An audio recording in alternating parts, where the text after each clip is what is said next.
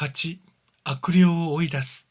ゲルションという名のパリサイ人がカペナームからナザレへやってきた。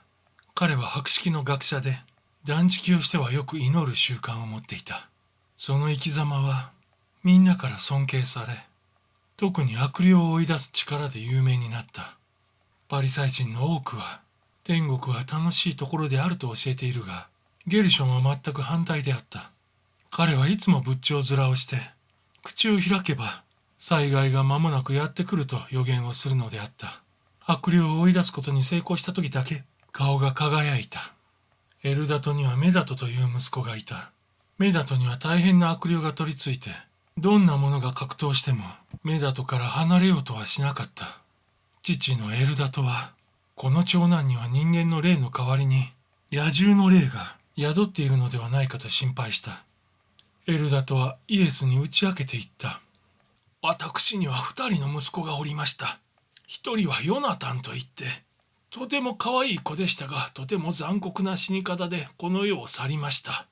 もう1人の息子メダトには悪霊がついていて、かの有名なゲルションに頼んだのですが、追い出すことができませんでした。悪霊がついてからもう5年にもなるのです。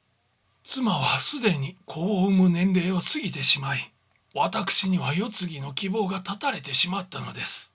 生きる望みもありません。ユダヤ人にとってこれ以上の苦しみは考えられなかった。イエスは心から同情して言った。あなたの息子と話をさせてください。多分悪霊を追い出すことができるかもしれませんので。その頃のイエスは不老者だという評判が立っていたので、世間体を考えたのか、エルダトはせっかくのイエスの申し出を断った。エルダトは言った。ゲルションというパリサイ人がナザレにいますので、もう一度その方にやっていただこうと思っております。あなたも一緒においで願いたいのです。祈っている間にメダトが暴れ回り、近くにいる人々に怪我をさせないように、2人で押さえつけておかねばなりませんので。月の光を頼りに、イエスは悲運な親子と共にナザレへ行った。パリサイ人ゲルションは自分の力を大層自慢して、必ずメダトを正常な人間にしてやると豪語した。村の人々もやってきて、奇跡がいつ起きるかと固唾を飲んで見ていた。ゲルションは外に焚き火を作り、生石灰を投げ込んで火力を強くした。悪霊を家中に投げ込んで、二度と人間に潜り込めないよう焼き殺してしまうのだそうである。この様子を見ていた年老いた律法学者は言った。ガリラヤ湖のほとりでは、悪霊は水の中で溺れ死にさせるんだがね。しかし水がない時には火もまたよく効くもんじゃ。父が息子をゲルションの前に連れて行くと、メダトは全然口を聞かず黙っていた。彼は物静かに振る舞い、他の人々とちっとも違うところはなかった。しかしゲルションが祈りの言葉を発し、悪霊を追い出すための呪文をかけようとしてから、突然口から泡を吹き出し、この聖人を呪い出し、焚き火の中から燃え盛っている枝木をつかみ取り、大声で笑いながらゲルションの顔をめがけて投げつけた。それで3人の男がメダトを地上にねじ伏せ、動けないように抑え込んだ。ゲルションは長い長い呪文の祈りを唱えた。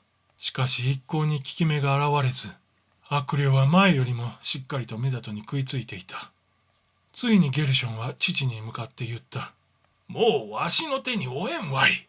こんなひどいやつを追い出せるやつは他におらんぞ。人々はこの大きな怪物を恐れた。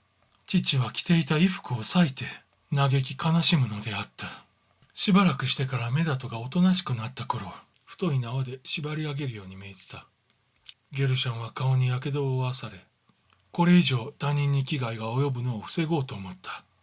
その時イエスは若者とメダトの間に割って入り、彼の縄をほどいてやり、優しくメダトに向かって話し出した。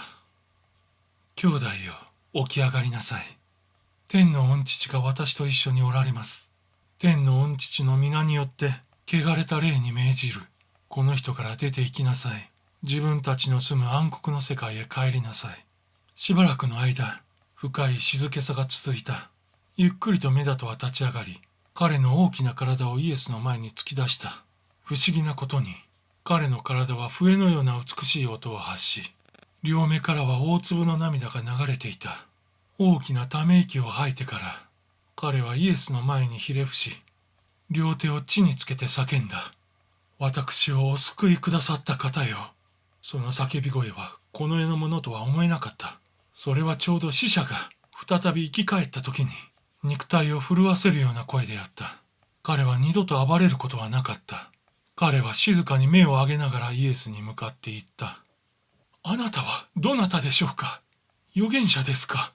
長い間暗黒の世界に閉じ込められていた私を呼び出してくださった預言者エリアですか？イエスは慌てて言った。違います。さあ立ち上がってください。そして私と一緒に家に帰りましょう。イエスはさっと振り向き、騒然として見物していた人々を尻目にしながら足早にそこを立ち去った。大きな巨人が痩せた男の後について歩く様は、主人の後に忠実についていく犬のようであった。集まっていた人々は口々に神を褒めたたえた。彼らはヘルサレムからやってきた誇り高きパリサイ人ができなかった奇跡を無名なナザレ人が成し遂げたことに感動したからであった。ゲルションはナザレの村に昔からいる律法学者のところに滞在していた。この律法学者こそイエスが育ち盛りの頃、散々いじめ抜いた腹黒い牧師であった。この律法学者はもはや年老いて杖にもたれるように歩き、心は醜い体つき以上にひねくれていた。あちこちをうろついては毒蛇のように悪意に満ちた噂を善良な人々へ吹き込んでいた。わしは奴のことをよく覚えておる。奴は安息日の掟を何度破ったことか数えきれぬほどじゃ。この頃では盗人たちと付き合いおって海の道とかいう岩山の中で暮らしているそうじゃ。奴が悪霊を追い出せたのは悪魔の大王ベルゼブルの力にすがったからじゃ。大工のせがれには気をつけなよ。奴は疫病みたいな恐ろしい悪党じゃからな。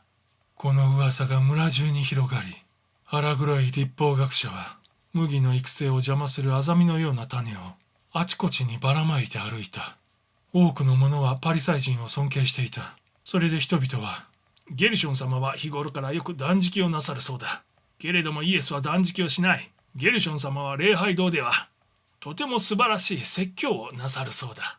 と囁き合っていた。そんなわけで人々の間では、ゲルション以上にこう来て聖なる人はいないと思われていた。そこで腹黒い牧師は、とどめを刺すように言った。ゲルション様が悪霊を追い出さなかったのは、悪霊同士で相打ちをさせるために、わざと手を出されなかったのじゃ。悪い噂話は、あっという間に狭い村中に駆け巡った。ナザレの人々は単純だったので、事の良し悪しはともかく、ただ中央、エルサレムからやってきたパリサイ人というだけで崇めるのであった。それから数日経ってから、とんでもないことが起こった。みんなから頼まれたと称して例のパリサイ人が、トマスの職場へやってきて、隅から隅まで点検を始めた。モーセの律法にどれだけ忠実に従っているかを調べるために、重箱の隅をつつくような嫌がらせをしたのである。イエスに対する腹いせのため、トマスの家ばかりではなく、親戚にも手を伸ばす始末であった。イエスの方は実に快適な生活が始まった。大事な息子を癒してくれたというので、一家を挙げてイエスに敬意を払い、イエスも何の束縛も受けず、自由に過ごすことができた。ことに癒されたメダトは、イエスの後にいつもついて歩き、農場では誰よりも熱心に働いた。メダトはイエスの勧めによって、母によく仕えるようになった。水差しを運んであげたり、母のためには何でも喜んで手伝った。以前のような呪いの文句を並べることがなく、とても丁寧な言葉遣いをするようになった。そうこうしているうちに、メダトの心はぐんぐん成長し、家族の者や彼に接する人々のすべてから好感を持たれるようになったのである。